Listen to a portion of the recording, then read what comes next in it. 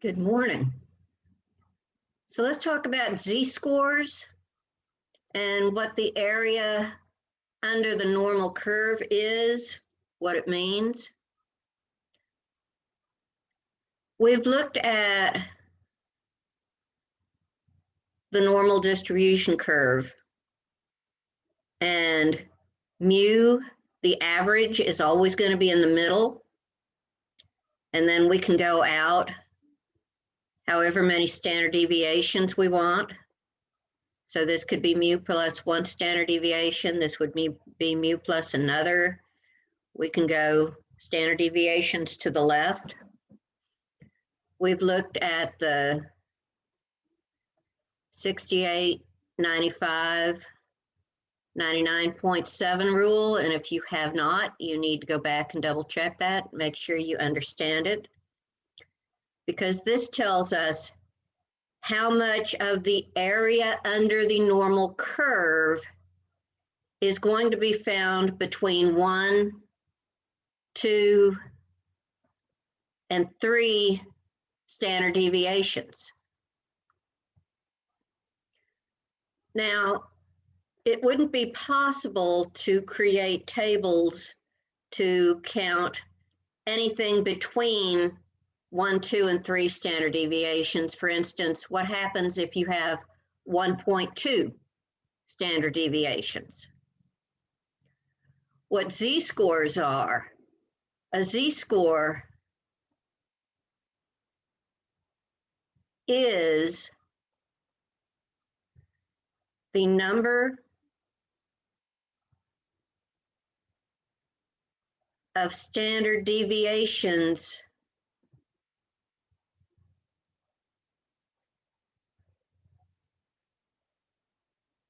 away from the average that a certain data element stands. It's the number of standard deviations away from the average, so that if we have a number line along here, and along that number line, we list the z-scores.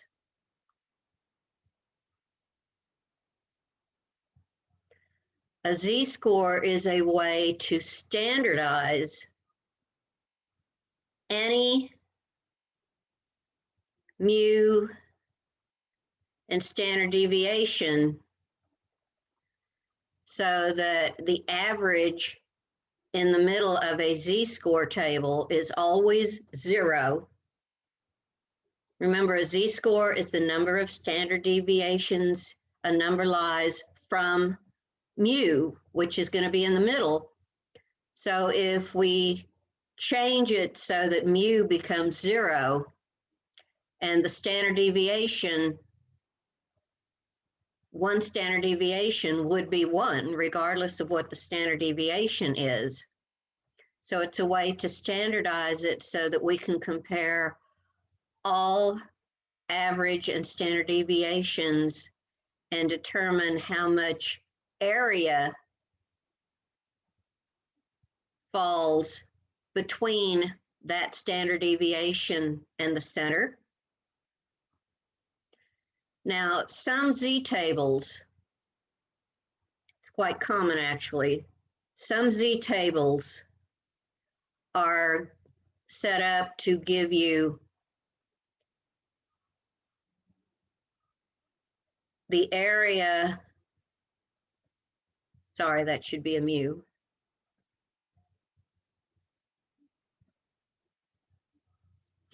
The area from the z-score all the way to the left forever,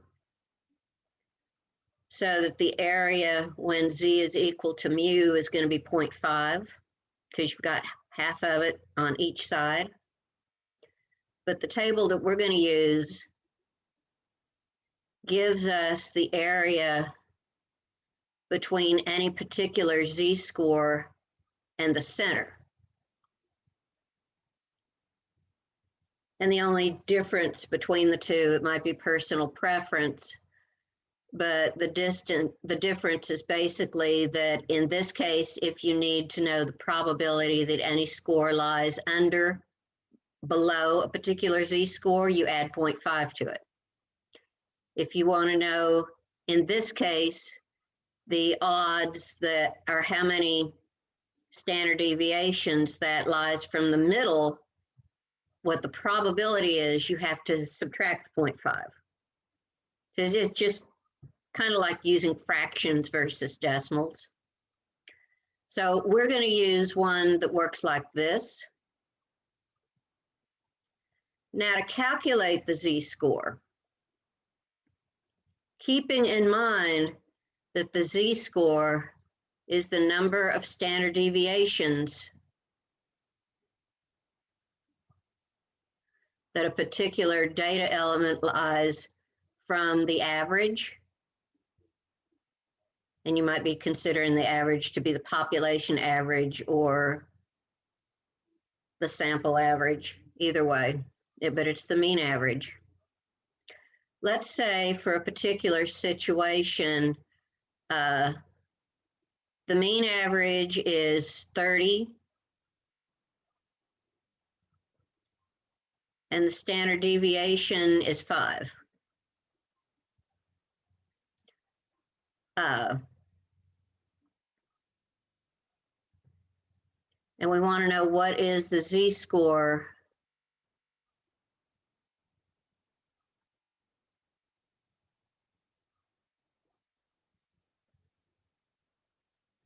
and we want to find out what the z-score is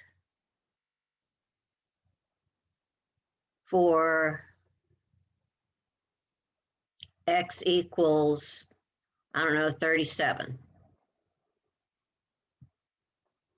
So how many standard deviations does 37 lie from 30? Well, we know it's above it. So the first thing we have to do is subtract 30 from 37 to figure out how far it is.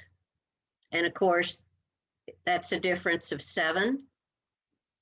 Well, how many standard deviations is 7? If the standard deviation is 5, then we need to divide by 5 to see how many 5s are in 7, and that's going to be 1.4. So 37 is 1.4 standard deviations from 30. Your formula to relate z-scores to x values when you have the mu and the standard deviation is to take your x value, subtract your average, and divide by the standard deviation, where your standard deviation is here.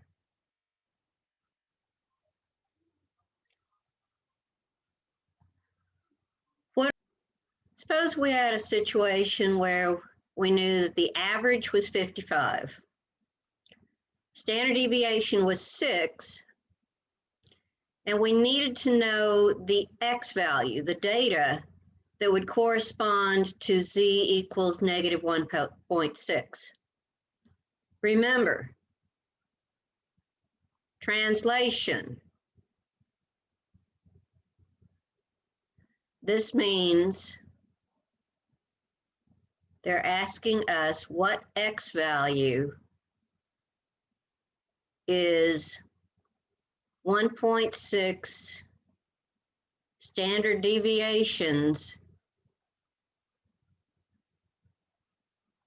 below the 55. That's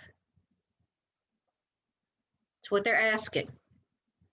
If z is negative 1.6, that means that it's 1.6 standard deviations smaller than, to the left of 55.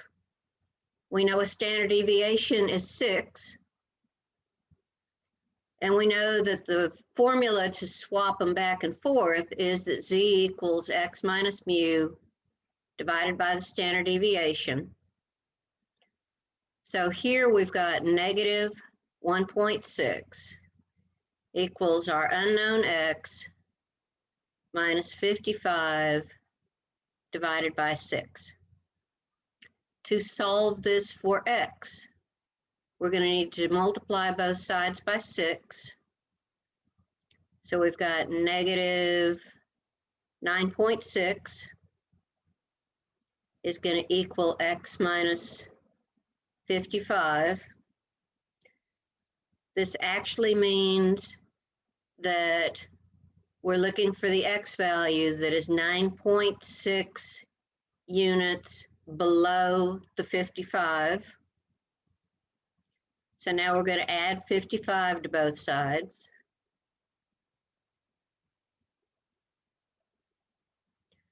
$55 minus 9.6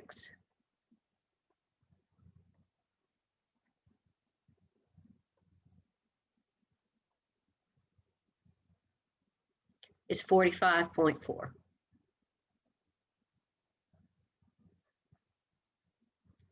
Now, why do we need to convert x values to z values and back and forth? What we do is we're going to find the area under the curve between 0 and some z value. Now, you know, when we look at the 68, 95, 99.7 rule, that's telling us the percentage of data that will fall between particular standard deviation values.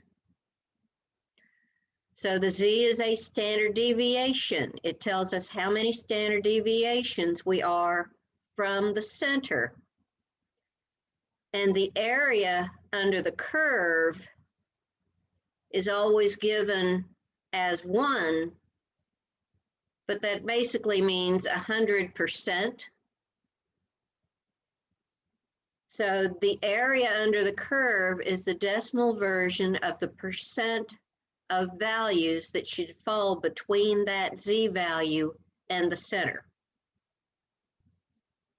Let me pull up a table. Now this is a z table for the standard normal. Make sure that when you're looking at a table, you understand whether you're looking at a table that gives you the value between the z-score and the center, so this, or some of them give you the value for z and then forever to the left. And they're going to, the two tables are going to differ by 0.5 basically.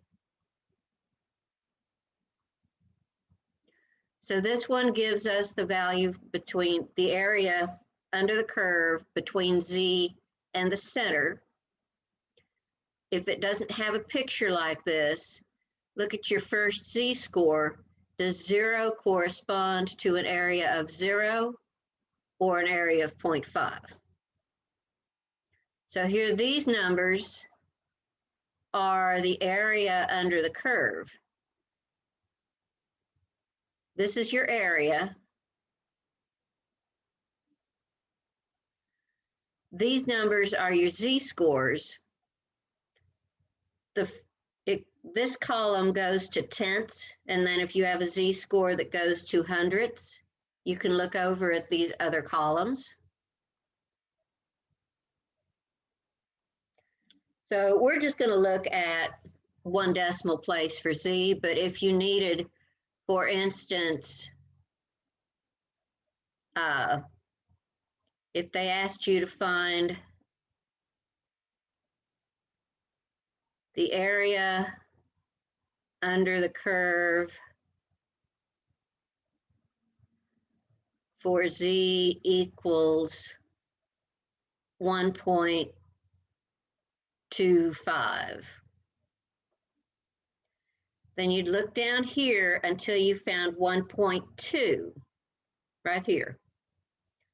And then you find the column that has the 0.05. So the 1.2 goes this way. And we want to line up with the column with the 0.5. So Z equals 1.2 corresponds to an area of 0.3944.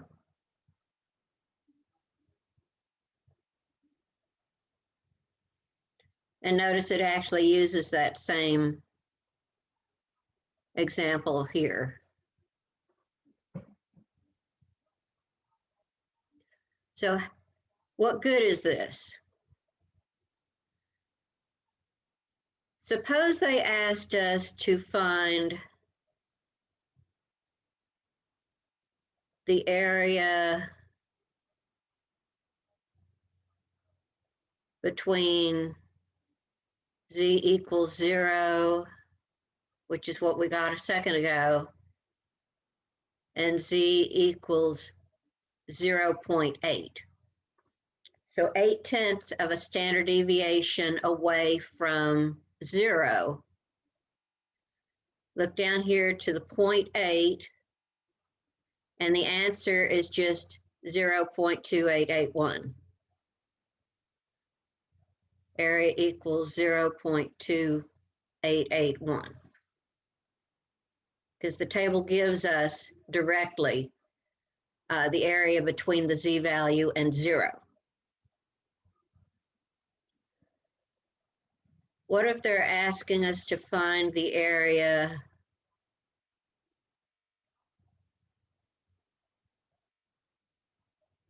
between Z equals 1.5 and Z equals, well, let's go with the 0.8. Okay, now the area, when we look at 1.5,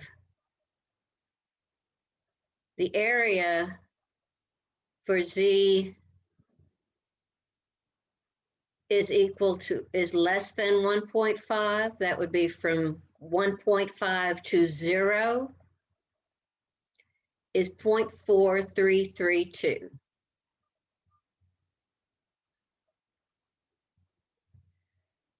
So this is the area from 1.5 standard deviations out to 0. 1.5 standard deviations to the right of the mean is 0.4332. And this would be true for any situation where you're getting the area, the probability of being between the mean and 1.5 standard deviations above the mean. The area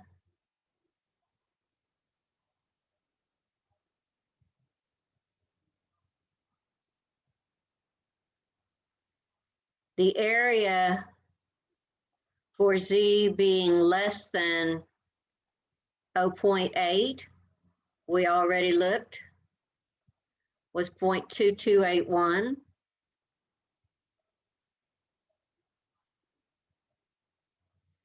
So this is the area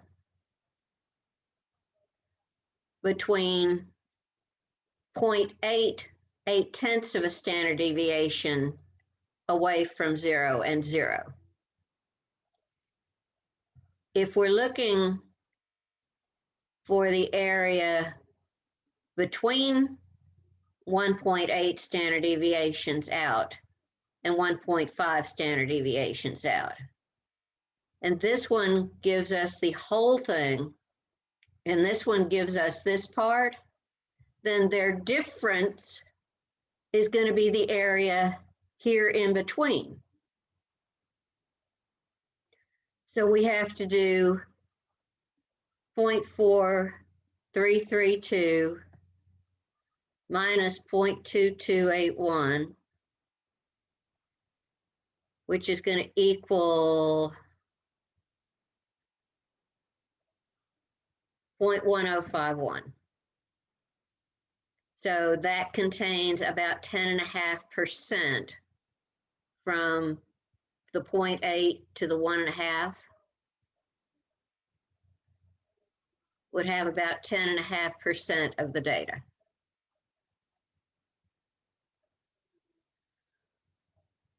What if we need to find the area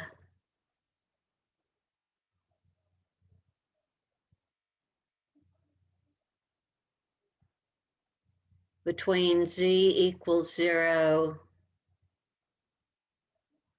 and z equals negative point, I don't know, let's go 2 decimals, 9.95. Almost 1 standard deviation to the left. So over in here, because of the symmetry, the area between 0 and negative 0.95 is going to be identical to the area between 0 and 0.95. All we have to do is look up the 0.95 over here. 0.9 and 0.05 would be 0.95. So the area is going to be 0.3289.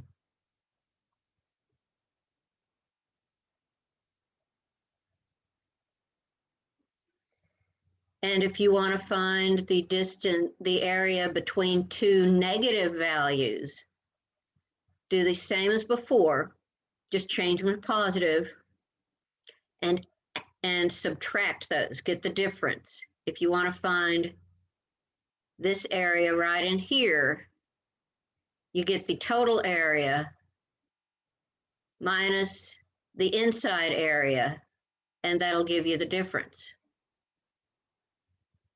What if you need to get the area between a positive z value and a negative z value? That is going to be the sum of the areas. The area between, for instance, z equals 1.3 and z equals negative 0.5.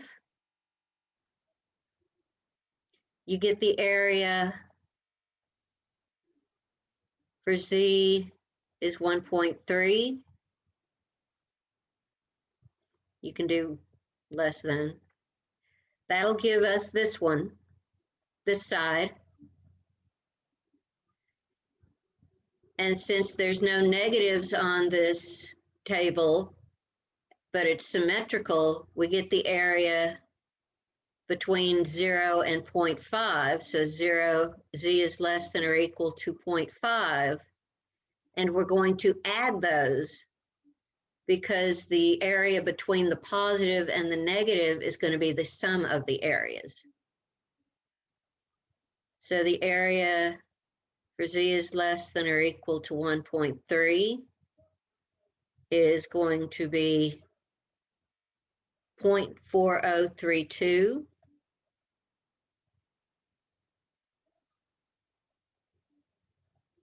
The area between 0 and 0.5 up here, 0.1915.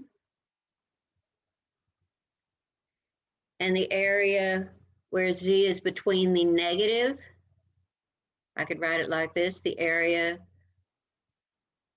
for negative 0.5 is less than or equal to z is less than or equal to 1.3 will be the sum of these.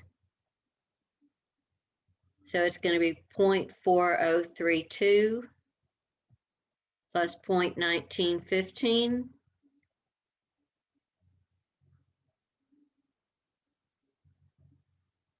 0.5947. So that area is going to include nearly 60% of the data. The probability is at about 0.6 that a particular value would fall between these. What if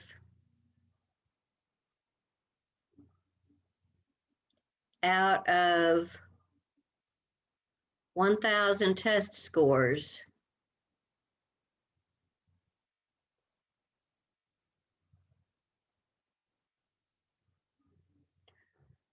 where the average is 105 and the standard deviation is, I don't know, 8.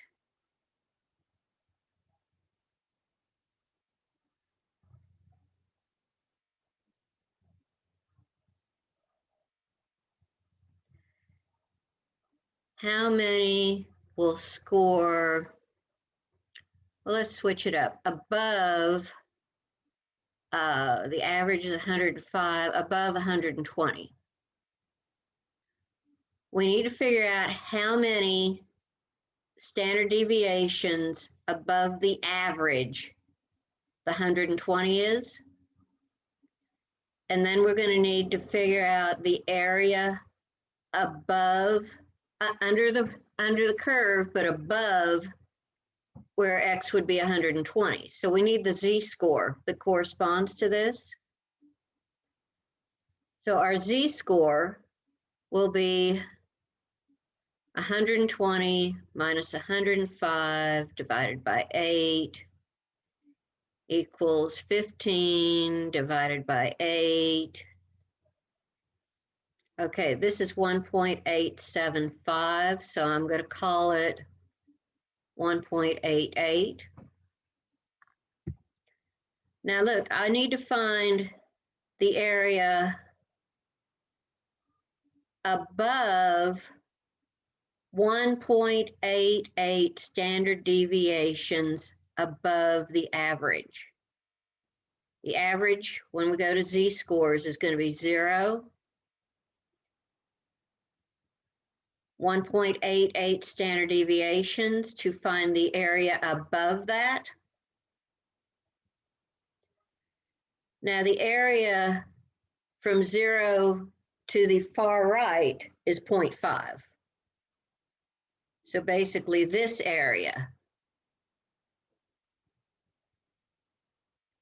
is 0.5, half the curve. The 1.88, when I look it up in the table, is going to give me this part of it. So this part is going to be, if this is our area, when we look it up, what we want up here at the far tail is going to be 0.5 minus that area. That'll give us the part above it. So let's go back to our table and look up the z-score for 1.88. Look up the area.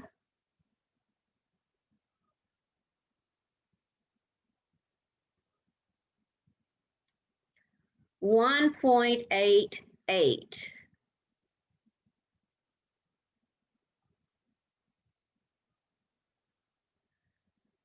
Let's see.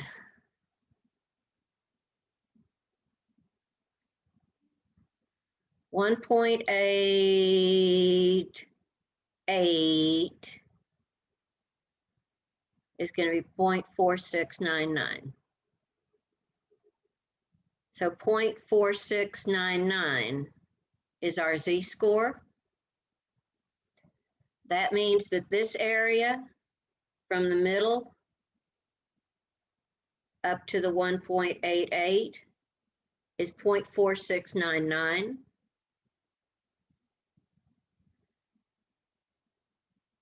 So 0.5000 minus 0.699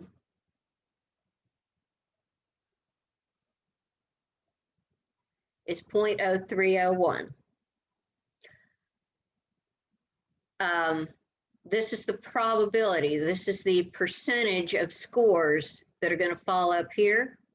Now this is almost 2 standard deviations, so that's not out of sight. That would be a reasonable score. And what we want to do is find out what 3% of 1,000 is. So the number of test scores, if we take the 1,000 and we multiply by 0.30 0.0301, we're going to get 30.1. So basically, we can expect 30 scores to be above 120.